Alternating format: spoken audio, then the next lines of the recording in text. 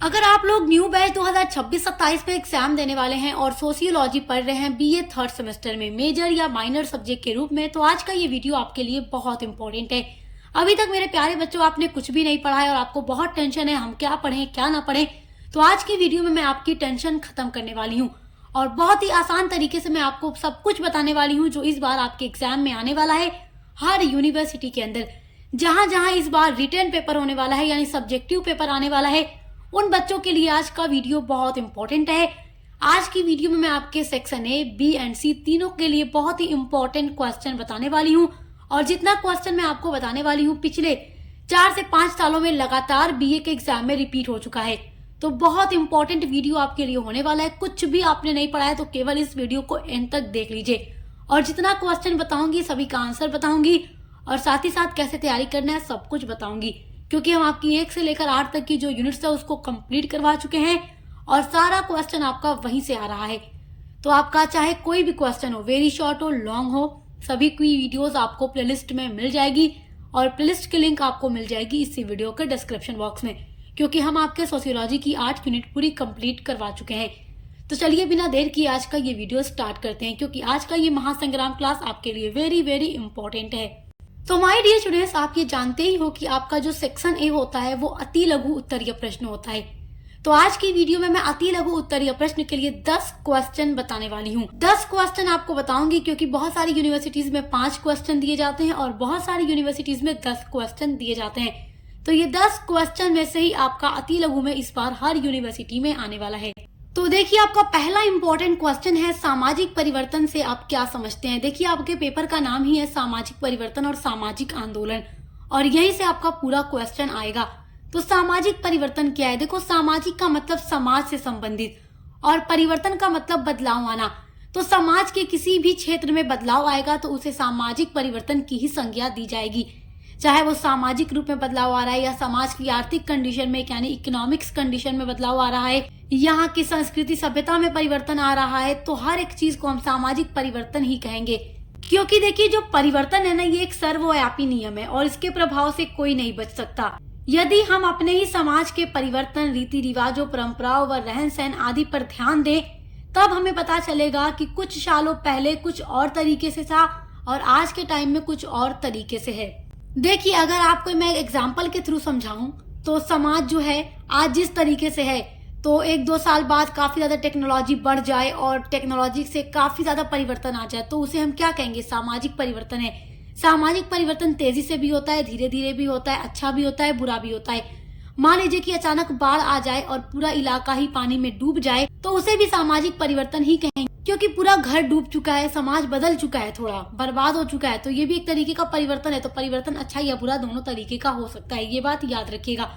अगर कोई सोसाइटी बहुत ज्यादा डेवलप कर रही है, अमीर हो रही है, उसकी इकोनॉमिक कंडीशन अच्छी हो रही है, तो भी उसे परिवर्तन कहेंगे। और कोई समाज अगर गरीबी की ओर बढ़ रहा है, गरीब होता जा रहा है, तो भी वो सामाजिक परिवर्तन ही कहा जाएगा। तो आई होप कि आप इसको समझ पा रहे होंगे। आपका दूसरा वेरी इंपॉर्टेंट क्वेश्चन है, सामाजिक उद्विकास से आप क्या समझते हैं। तो सारी चीजों के बारे में भी हम आपको पढ़ा चुके हैं। अगर आप 8 यूनिट्स को देख लेते हैं तो आपके हर एक क्वेश्चन का आंसर अच्छे से तैयार हो जाएगा। सामाजिक उद्विकास देखो बहुत इंपॉर्टेंट है और सामाजिक उद्विकास का मतलब होता है कि जब समाज के अंदर कोई भी वस्तु अपने सुगम रूप से, सरल रूप से जटिल रूप में बदल रही है, यानी कि पहले आसान थी लेकिन धीरे धीरे वो जटिल होती जा रही है, मुश्किल होती जा रही है, कॉम्प्लेक्स होती जा रही है, तब उसे सामाजिक उद्विकास की संज्ञा दे दिया जाता है। तो सामाजिक उद्विकास का अर्थ, परिभाषा, विशेषता या उसका जो सिद्धांत है हम आपको पढ़ा चुके हैं, आपको देखकर पढ़ लेना है। आपका तीसरा वेरी इंपॉर्टेंट क्वेश्चन है, विकासवादी सिद्धांत का जनक किसे कहते हैं। तो विकासवादी सिद्धांत का जनक डार्विन को कहा जाता है। तो ये क्वेश्चन भी आपके लिए बहुत इंपॉर्टेंट है। आपका चौथा इंपॉर्टेंट क्वेश्चन है, विकास से क्या तात्पर्य है। विकास का मतलब क्या होता है? देखो, डेवलप होना। तो विकास का क्या मतलब है? देखो यहाँ पर सामाजिक विकास की ही बात हो रही है। देखो सामाजिक विकास वो प्रक्रिया होती है ना कि जब समाज प्रगति की ओर बढ़ रहा होता है, जब समाज डेवलप कर रहा होता है और समाज विकसित हो रहा होता है, समाज की कंडीशन अच्छी हो रही होती है, वो प्रगति की ओर बढ़ता है, तब उसे हम विकास की संज्ञा देते हैं। अगर समाज पिछड़ा होता जा रहा है तो हम उसे विकास नहीं कह सकते। जब विकास का मतलब है कि समाज आगे की ओर बढ़ रहा है, डेवलप कर रहा है, तब उसे हम सामाजिक विकास कहेंगे। आपका पांचवा वेरी इंपॉर्टेंट क्वेश्चन है संस्कृतिकरण को परिभाषित कीजिए। तो संस्कृतिकरण ये बहुत ही इंपॉर्टेंट क्वेश्चन है और देखिए संस्कृतिकरण के ऊपर भी हमने एक बहुत ही डिटेल में वीडियो बनाई है जिसमें संस्कृतिकरण की अवधारणा, अर्थ, परिभाषा, विशेषता और इसके प्रभावों के बारे में आपको पढ़ाया है। तो यहाँ से लॉन्ग क्वेश्चन भी जरूर बनता है। तो संस्कृतिकरण बहुत इंपॉर्टेंट टॉपिक है, लॉन्ग में भी पूछेगा, शॉर्ट में भी पूछेगा। देखिए संस्कृतिकरण की अवधारणा एम.एन. श्रीनिवास ने दी है, डॉक्टर एम.एन. श्रीनिवास ने। एम.एन. श्रीनिवास कहते हैं कि संस्कृतिकरण वह प्रक्रिया होती है जिसके द्वारा कोई भी नीच या निम्न जाति या जनजाति या कोई समूह किसी उच्च जाति या जनजाति को अपना आदर्श मानकर उसके रीति रिवाजों, नियमों को फॉलो करता है और उसके जैसा बनने की कोशिश करता है और अपनी पूरी जीवन पद्धति को बदल डालता है, तो उसे संस्कृतिकरण कहते हैं। देखो एम.एन. श्रीनिवास के कहने का ये मतलब है कि कोई भी निम्न जाति जो होती है वो अपने से उच्च जाति को देखती है कि उसकी उच्च जाति कैसे रह रही है, कैसे खा रही है, कैसे पी रही है, उसका कल्चर कैसा है, उसका रीति रिवाज, उसका पहनने ओढ़ने का तरीका कैसा है, वो रहते किस तरीके से, उनकी पूरी लाइफ स्टाइल कैसी है। तो वो निम्न जाति अपनी उच्च जाति को देखती है और उसी को फॉलो करती है और धीरे धीरे अपनी लाइफ स्टाइल, अपनी जीवन पद्धति को उनके जैसा ही बना लेती है। तो एम.एन. श्रीनिवास उसी को संस्कृतिकरण की संज्ञा दे देते हैं और ये बहुत ही इंपॉर्टेंट टॉपिक है आपके लिए, इसको याद रखिएगा। इसका मतलब है कि निचले पायदाने पर जो लोग रहते हैं वो ऊंचे लोगों को फॉलो करके अपने आप को वैसा ही बना डालते हैं। देखिए जो वीडियो हमने संस्कृतिकरण के लिए बनाई है बहुत ही डिटेल में उसमें सब कुछ एक्सप्लेन किया है, तो आप उस वीडियो को जरूर देखिएगा और पूरा नोट्स भी आपको उस वीडियो में मिल जाएगा क्योंकि हम नोट्स बनाकर ही आपको पढ़ाते हैं ताकि एग्जाम में आप लोगों की हेल्प हो सके। आपका छठा वेरी इंपॉर्टेंट क्वेश्चन है किसान आंदोलन को परिभाषित कीजिए, यानी किसान आंदोलन क्या है। किसान आंदोलन बहुत ही इंपॉर्टेंट टॉपिक है और हमारे भारत में जितना भी अलग अलग किसान आंदोलन हुआ है उसके बारे में आप जरूर पढ़िएगा क्योंकि लॉन्ग में भी पूरा क्वेश्चन बन जाता है। अगर आपसे वेरी शॉर्ट यानी अति लघु में पूछे कि किसान आंदोलन क्या है तो आप किस तरीके से लिखेंगे। देखिए किसान आंदोलन का मतलब होता है किसानों के अधिकारों की मांग करने वाले सामाजिक आंदोलन जिनकी जड़ें इतिहास में बहुत गहरी हैं। ये आंदोलन मुख्य रूप से कृषि नीतियों, बेहतर कीमत, मजदूरी और खेती के लिए बेहतर परिस्थितियों की मांग करते हैं। भारत में किसानों ने औपनिवेशिक शासन के दौरान शोषण के खिलाफ और बाद में राष्ट्रीय स्वतंत्रता आंदोलन में बहुत महत्वपूर्ण भूमिका निभाई है, क्योंकि जब हमारे भारत में अंग्रेजों का शासन था उस टाइम भी किसानों के ऊपर बहुत ज्यादा शोषण हुआ करता था और किसान हमेशा उसके लिए आंदोलन किया करते थे। तो आप वो सब कुछ पढ़िएगा क्योंकि आपसे लॉन्ग में पूछ देगा। देखिए आपका सातवां वेरी इंपॉर्टेंट क्वेश्चन है स्थानीयकरण क्या है। तो स्थानीयकरण क्या है ये आपसे एग्जाम में जरूर पूछेगा। देखिए वृहत परंपरा के तत्वों का नीचे की ओर बढ़ना या उनका लघु परंपरा के तत्वों में मिल जाना ही स्थानीयकरण है। यानी ये एक ऐसी प्रक्रिया है जिसमें बहुत ही वृहत यानी बड़ा जो तत्व होता है वो लघु रूप में हो जाता है, तो उसी को स्थानीयकरण कहा जाता है। देखिए आपका आठवां इंपॉर्टेंट क्वेश्चन है सामाजिक आंदोलन क्या है। और सामाजिक आंदोलन से आपके अति लघु, लघु या दीर्घ तीनों में प्रश्न पूछ सकता है क्योंकि आपके पेपर का नाम ही है सामाजिक परिवर्तन और सामाजिक आंदोलन। देखिए सामाजिक आंदोलन का मतलब ये है कि समाज में जो आंदोलन होता है तो ये आंदोलन कब होता है। देखिए किसी भी देश या समाज में सामाजिक आंदोलन तब होता है जब उस समाज या देश के लोग वर्तमान चल रही व्यवस्था से असंतुष्ट हो जाते हैं, उब चुके होते हैं, तब वो बदलाव चाहते हैं और वो बदलाव लाने के लिए क्या करते हैं, परिवर्तन करते हैं। और वो बदलाव लाने के लिए क्या करते हैं, आंदोलन करते हैं, उस व्यवस्था के खिलाफ आवाज उठाते हैं कि हमें बदलाव चाहिए। देखिए किसी भी आंदोलन की शुरुआत पहले असंगठित रूप में होती है और धीरे धीरे उसमें व्यवस्था और संगठन पैदा हो जाता है। तो सामाजिक आंदोलन के बारे में हम डिटेल में आपको पढ़ा चुके हैं, आप उस वीडियो को जरूर देखिएगा। आपको बहुत ही इजी वर्ड्स में हमने वहां पर पढ़ाया हुआ है। यहाँ पर हम थोड़ा थोड़ा आपको समझाते रहते हैं, लेकिन आप उस डिटेल वीडियो को जरूर देखिएगा जिससे आप लोगों की तैयारी बेहतर हो सके। देखिए आपका 9वां इंपॉर्टेंट क्वेश्चन है वैश्वीकरण क्या है। वैश्वीकरण से लॉन्ग में भी आपका क्वेश्चन पूछेगा, तो आप वैश्वीकरण को बहुत अच्छे से पढ़िएगा, ये टॉपिक आपके लिए बहुत इंपॉर्टेंट है।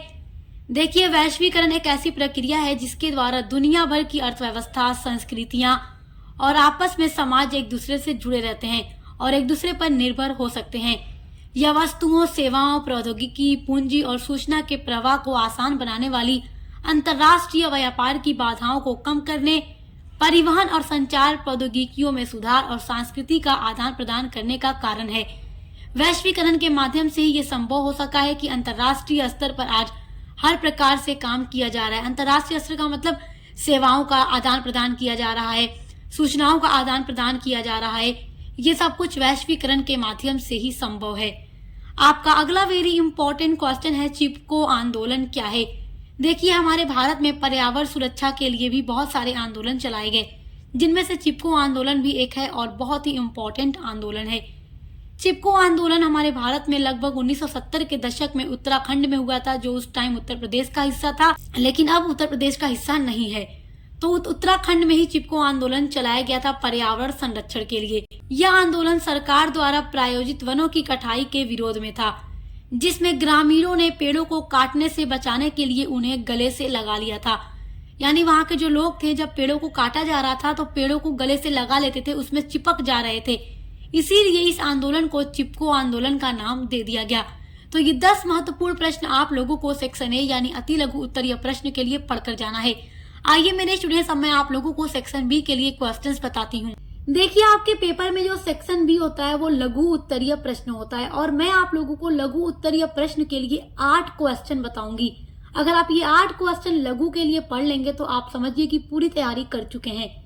पहला क्वेश्चन आपको पढ़ना है, सामाजिक परिवर्तन को परिभाषित कीजिए, सामाजिक परिवर्तन की विशेषताओं का वर्णन कीजिए। और यूनिट नंबर 1 में हम ये सब कुछ आपको पढ़ा चुके हैं। आपका दूसरा वेरी इंपॉर्टेंट क्वेश्चन है, सामाजिक परिवर्तन के रेखीय एवं चक्रीय सिद्धांतों में अंतर स्पष्ट कीजिए। टॉप लेवल का क्वेश्चन है, हर साल पेपर में पूछता है।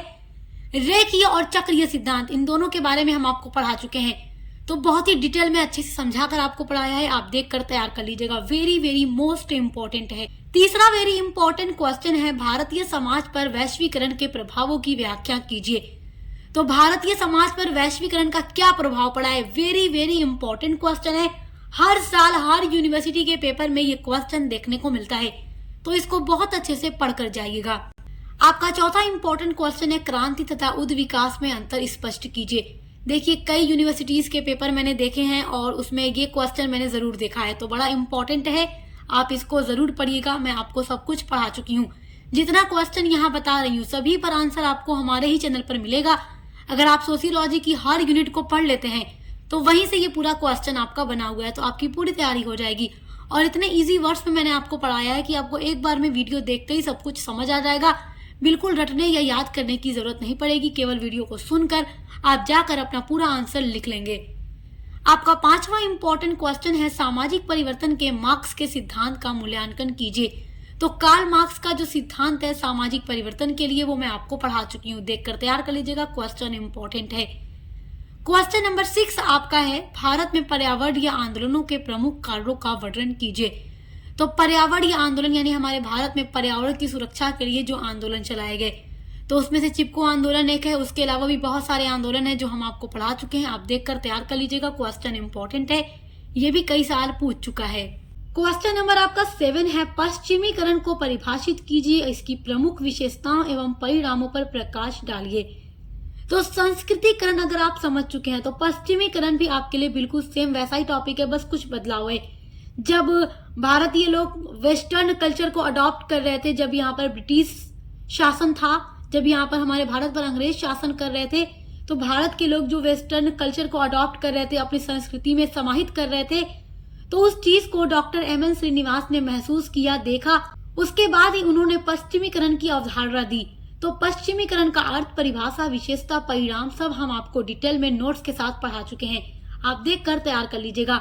आपका क्वेश्चन नंबर 8 है, सामाजिक उद्योग विकास को परिभाषित कीजिए और सामाजिक उद्योग विकास के सिद्धांत की विवेचना कीजिए। मेरे प्यारे बच्चों, अगर ये क्वेश्चंस आप पढ़ लेते हैं तो 100% पूरी मैं गारंटी देती हूँ कि आपका यहीं से क्वेश्चन आने वाला है, और हर एक टॉपिक पर हम आपके लिए वीडियो अपलोड कर चुके हैं। आइए अब देखते हैं आपके सेक्शन सी यानी दीर्घ उत्तरीय प्रश्न के लिए वेरी इंपॉर्टेंट क्वेश्चन।